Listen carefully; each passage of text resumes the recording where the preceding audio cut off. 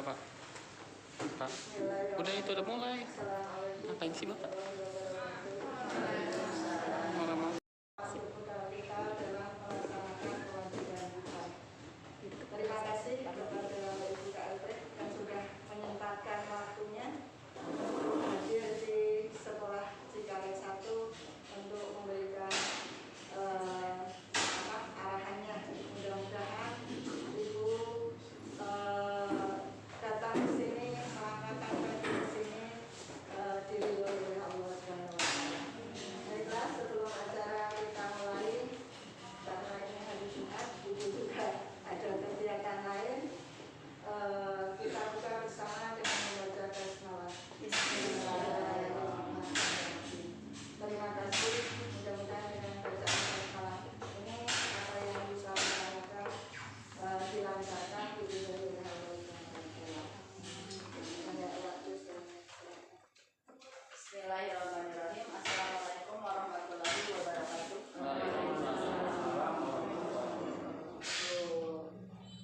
Kepala Sekolah SD Cikaret 1 yang saya hormati, Bapak dan Ibu Guru, tenaga pendidik dan kependidikan SD Cikaret 1 yang saya banggakan. Alhamdulillah wasyukurillah kita panjatkan kepada Allah Subhanahu wa Ta'ala atas perkenannya. Hari ini saya bisa berkumpul dengan Bapak dan Ibu semua, karena memang sudah beberapa kali dia minta kita kapan bisa ke sekolah. Saya bilang ya, belum bisa ke sekolah dalam situasi yang formal. Kemarin bangunan ya, bangunan saya sudah sempat sebentar, itu ada acara juga di kelurahan masalah PTM. Alhamdulillah Bapak dan Ibu semuanya, hari ini saya bisa hadir di sini. Status Bu Adija masih sebagai kepala sekolah sampai akhir bulan, Bu. Sampai tanggal 31 atau tanggal 31 hari Minggu ya, sampai besok.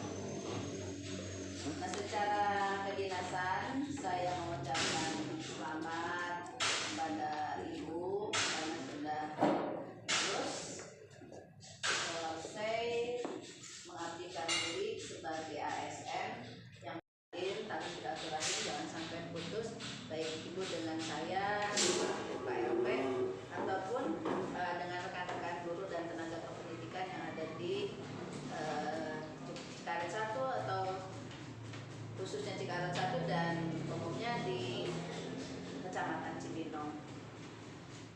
Alhamdulillah sudah selesai lulus tuntas dan mudah-mudahan kita semuanya juga bisa seperti itu, bisa lulus, bisa tuntas. Jadi sebentar lagi juga akan di susul ada yang pensiun juga ya Pak. Dua orang ya Ibu ya. Oh iya, nanti tahun 2023 tiga orang ya. Semakin berkurang ya, pegawai ASN-nya semakin berkurang. Pada 2023 itu ada 49 guru dan kepala sekolah yang pensiun. Tahun 2022 ada 20 orang. Jadi sudah 69 ini tahun 2021 nih. Kemarin berapa orang tuh ya datanya? Ada berapa? 22 apa 23 lagi? 23 ya? 23. Jadi selama 3 tahun itu kurang lebih hampir 90 orang pensiun. Sementara pengangkatan PNS tidak ada, hanya P3K. P3K kemarin juga cuma 63. P3K 63. Yang lulus ya, yang lulus satu ya. Nah, mudah-mudahan sih dilanjut dengan nanti tahun berikutnya ada penambahan tenaga P3K karena secara ini PNS sudah sulit dan tidak membuka untuk itu ya, hanya untuk umum kan. Yang dari honor-honor yang sekian tahun yang sudah ini paling kita bisa melalui P3K karena dengan PNS sudah terbentur usia rata-rata sudah di atas 36, bahkan sudah lebih dari 40.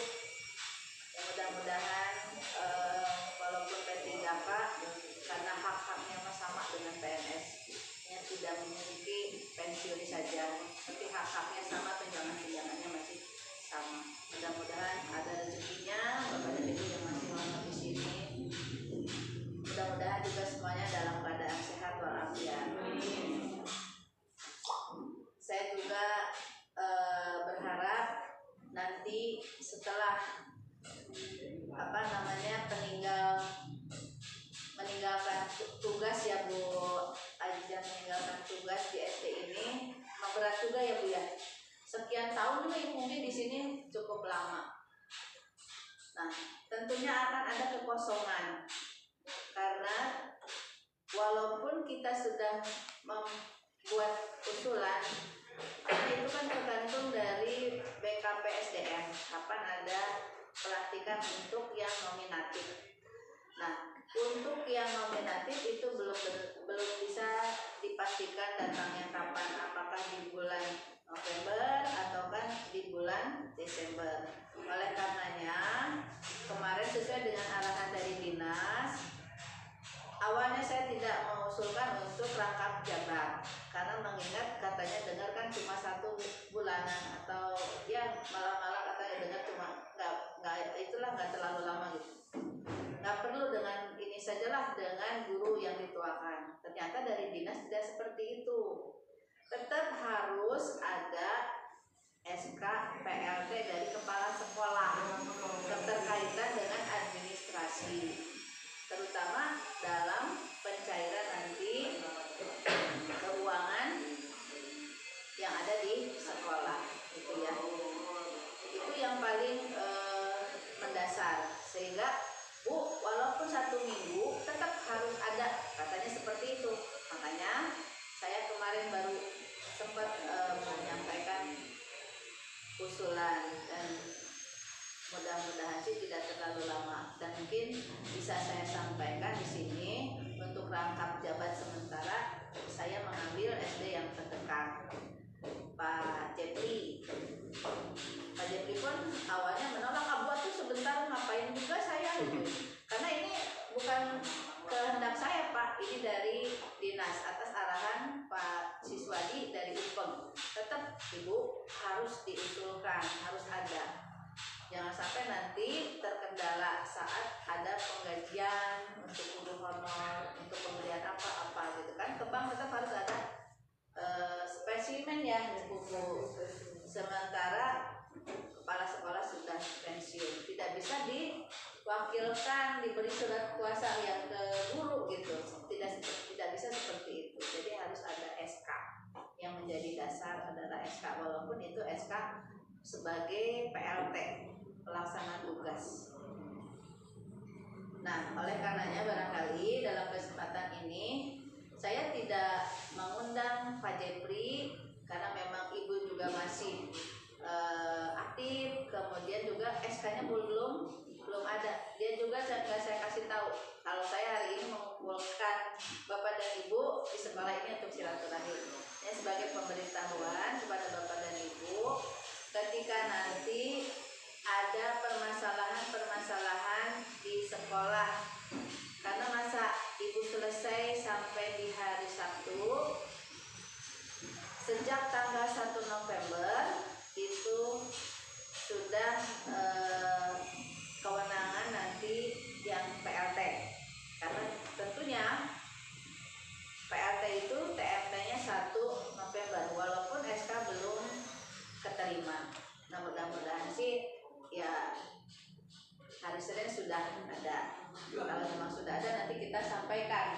Nanti bentuknya seperti apa, mau silaturahim dikumpulkan karena memang sekarang sudah boleh ya, asal situasi tadi 50% kondisi dari ruangan untuk fasilitas boleh kita mengadakan pertemuan dengan catatan tidak terlalu lama dan protokol kesehatan tetap dijaga. Mohon maaf saya membuka masker karena agak sedikit pengap banget saya kalau berbicara karena sekarang ini agak-agak ya, kemarin kehujanan agak pilek itu, tadi minum obat dulu jadi mudah-mudahan tidak berdampak. Cuaca sekarang cuacanya ekstrim di BMKG kan ramalannya 2 hari ke depan masih masih ekstrim, bahkan Bapak Ibu mungkin bisa melihat banyak pohon yang tumbang dan lain sebagainya. Makanya hati-hatilah gitu ya ketika kita parkir kendaraan, apalagi kalau ada pohon-pohon besar yang dekat ke rumah atau dekat sekolah, mending dipangkas lah gitu untuk meminimalisir kejadian yang tidak kita harapkan. Nah, untuk kegiatan-kegiatan ke depan, jadi Bapak dan Ibu mulai hari Senin nanti silahkan berkoordinasi, walaupun belum ada SK, silahkan berkoordinasi karena ada kegiatan di hari Senin, ada pertemuan bagi sekolah-sekolah yang menerima bantuan DAK, rehab. Bu Ida itunya. Kemarin ada 18 sekolah kita di Kecamatan Cipinang, paling banyak di antara kecamatan lain. Kalau kecamatan lain paling 4, kita digabung dengan Babakan Madang 4 sekolah Babakan Madang. Nah, kemudian ada acara penyuluhan atau sosialisasi penghapusan aset sekolah mengenai yang kemarin di rehab ini, bangunan yang baru. Nah, itu baru disosialisasikan, dijadwalkannya besok, sementara kita sudah berjalan. Nah, karena dari sebelumnya saya sudah menyampaikan, buatkan berita acaranya dan itu berjalan sesuai dengan tanggal itu, ya itu kan udah tanggal pelaksanaan sudah ada di papan, tidak bisa dimajukan karena memang sudah di tanggal itu. Silakan berita acara ditandatangani oleh Bu Ajija karena pembongkarannya memang dilakukan saat itu, dan hibahnya kemana itu juga ada berita acaranya, ditandatangani masih sama Bu Ajija. Kemudian yang menerima juga siapa, itu ada foto dokumentasinya, kemudian barang apa yang dihibahkan, ada berapa. Dari bongkaran-bongkaran yang kemarin yang ada, tolong didokumentasikan semua, udah ya Bu ya, sesuai dengan arahan saya waktu kesini. Walaupun ada yang kita manfaatkan, karena memang saran saya itu daripada ambruk ruang itu, manfaatkan. Dalam berita acara tetap dihibahkan, tetapi kita nyampaikan kepada yang menerima hibah, tolong karena itu takut juga kalau menimpa kita ya, guru dan kepala sekolah yang di sana kan, sedangkan itu rumah dinas ya, rumah dinas. Kalau rumah dinas kan sudah tidak ada lagi anggaran untuk rehab, rumah dinas itu paling dihapus. Sementara kita masih butuh ruangan, sekolah ini masih butuh ruangan. Kalau sekarang temboknya masih utuh, kenapa tidak kita bongkar dulu lah ya, perbaiki atasnya dengan fasilitas yang memang ada. Kita tidak minta lagi kepada orang tua. Secara administrasi memang itu tidak boleh ada aset yang menempel lagi di sekolah, tapi kalau kita manfaatkan asal tidak dijual ya. Kalau yang nggak boleh itu kan dijual, dihibahkan siapapun boleh. Misalnya Bapak dan Ibu ada tetangga yang kurang mampu, yang rumahnya bocor, atapnya, plafonnya, itu boleh dihibahkan ke mereka dengan ada permohonan dari mereka ke sekolah, diketahui oleh RT RW setempat, ada stempel. Jadi permohonan pribadi boleh, tidak harus ke yayasan, tidak harus ke musola, boleh ke pribadi juga boleh, asal prosedurnya ditempuh sesuai dengan aturan. Yang tidak boleh itu dijual, kalau kita hibahkan boleh. Nah, nanti kalau ke depan misalnya itu mau dihapuskan asetnya, ruangan sana butuh ini udah 2 lantai, ini 2 lantai, tinggal ini dengan sana, silakan nanti diusulkan. Tinggal ini aja kan, ruang ini satu ketinggalan dengan yang tadi ruang itu. Ya, kalaupun misalnya nanti mau dibongkar itu hapus aset dan kelihatan dari depan, itu lebih bagus lagi gitu kan. Ini ruangannya masih kurang, kalau ini 2 lantai masih kurang. Kalau masih kurang berarti harus minta untuk ruang kelas lagi, diusulkan seperti itu. Ya, mudah-mudahan ke depan Bapak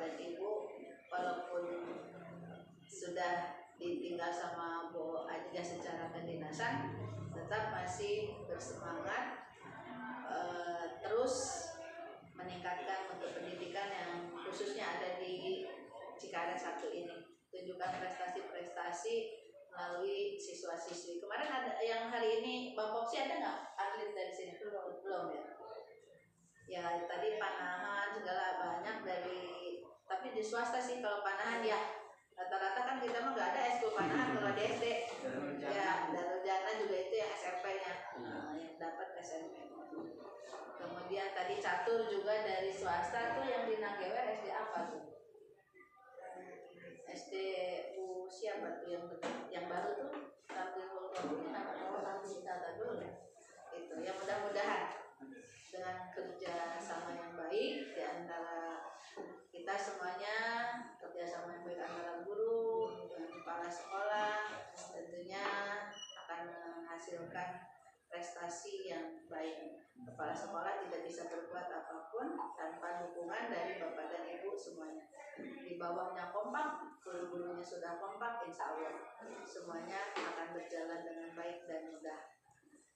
Kekeluargaan SD Cikaret 1 sangat bagus saya lihat dan saya rasakan ketika saya juga berkunjung ke sini ketemu dengan Bapak dan Ibu semuanya. Mudah-mudahan ini bisa bertahan atau lebih ditingkatkan ya.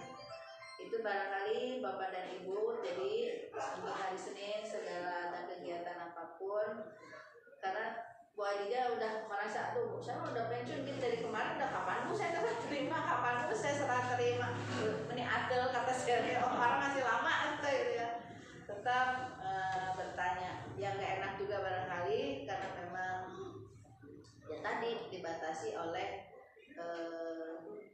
aturan dengan adanya usia tadi ya, batas usia 60 tahun. Kita sebagai ASN pengabdian selesai, tapi ada wacana ke depan katanya guru akan ditambah lagi masa kerjanya. Itu ya, kepala sekolah juga akan ditambah lagi masa kerjanya karena tidak mengangkat lagi ASN baru gitu. Dan tidak menutup kemungkinan juga banyak guru yang sudah pensiun pun masih mengabdikan diri di sekolah.